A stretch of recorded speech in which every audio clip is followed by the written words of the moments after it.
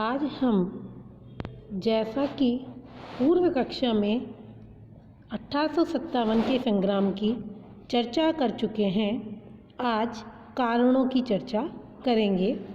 सबसे पहले स्वतंत्रता संग्राम के राजनीतिक कारण की चर्चा करेंगे।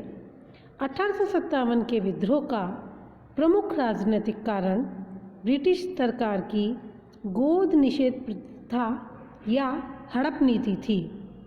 यह अंग्रेज़ों की विस्तारवादी नीति थी जो ब्रिटिश भारत के गवर्नर जनरल लॉर्ड डलहौजी के दिमाग की उपज थी। कंपनी के गवर्नर जनरलों में भारतीय राज्यों को अंग्रेजी साम्राज्य में मिलाने के उद्देश्य से कई नियम बनाए। उदाहरण के लिए किसी राजा के निसंतान होने पर उसका राज्य ब्रिटिश साम्राज्य का हिस्सा बन जाता था। राज्य हड़प नीति के कारण भारतीय राजाओं में बहुत अधिक असंतोष पैदा हुआ। रानी लक्ष्मीबाई के दत्तक पुत्र को झांसी की गद्दी पर नहीं बैठने दिया गया।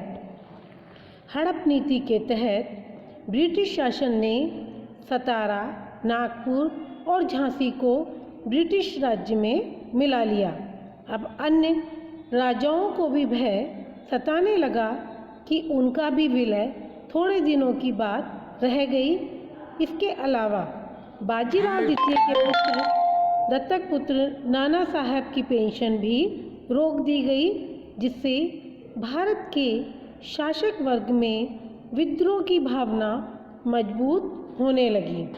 आग में घी डालने का काम उस घटना ने किया जब बहादुर शाह द्वितीय के वंशजों को लाल किले में रहने पर पाबंदी लगा दी गई।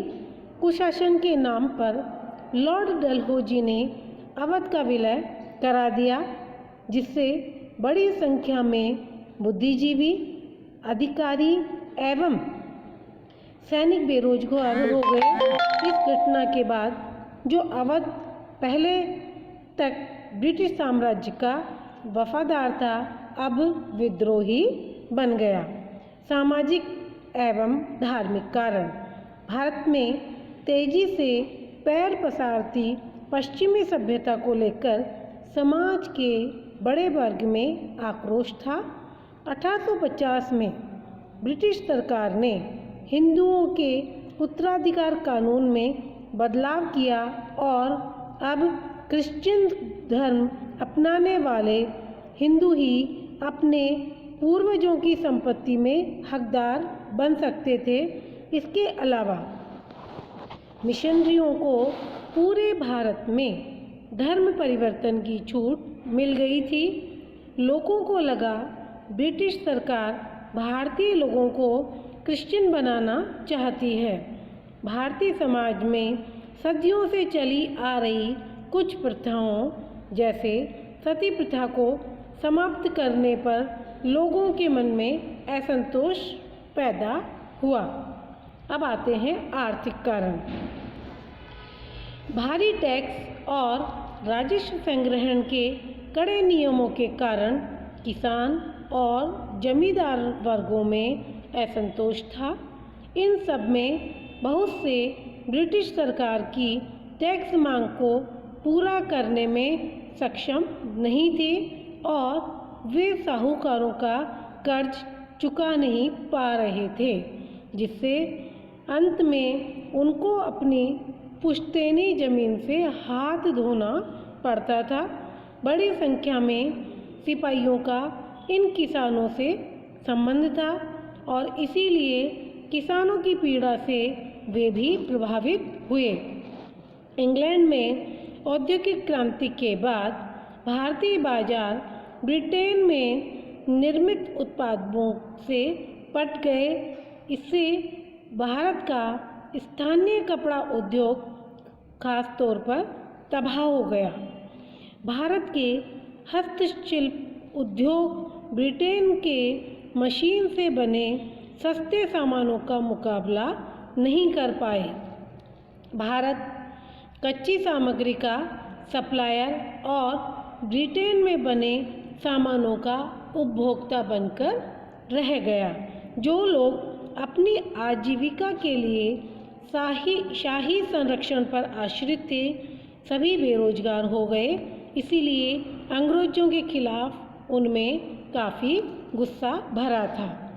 सैन्यकरण। भारत में ब्रिटिश सेना ने 87% से ज़्यादा भारतीय सैनिक थे।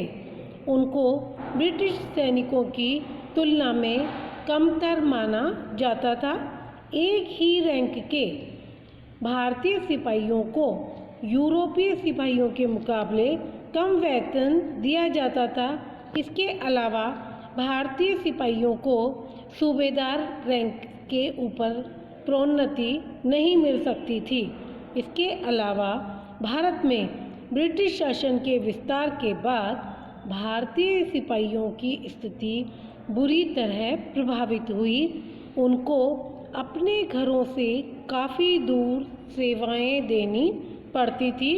1856 में लॉर्ड कैनिंग ने एक नियम जारी किया जिसके मुताबिक सैनिकों को भारत के बाहर भी सेवाएं देनी पड़ सकती थी। बंगाल आर्मी में अवध के उच्च समुदाय के लोगों की भर्ती की गई। उनकी धार्मिक मान्यताओं के मुताबिक उनका समुद्र पार जाना अर्थात काले पानी पर जाना वर्जित था। उन लोगों को लॉर्ड कैनिंग के नियम पर शक हुआ कि ब्रिटिश सरकार उन लोगों को ईसाई क्रिश्चियन बनाने पर तुली हुई है।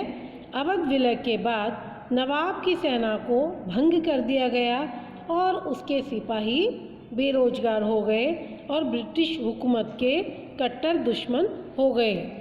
तात्कालिक कारण।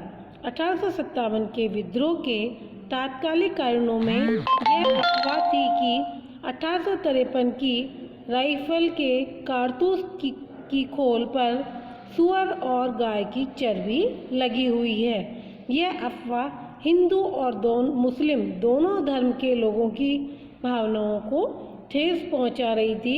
ये राइफल 1853 के राइफल के जरकीरों का हिस्सा थी और जब लोगों ने ये सुना कि ब्रिटिश सरकार उनके धर्म को ही नष्ट करना चाहती है तो वह ब्रिटिश साम्राज्य के ब्रिटिश ताज के विरुद्ध होने लगे और उन्होंने 1857 के संग्राम के रूप में एक साथ संपूर्ण भारत में आंदोलन करने की योजना बनाई।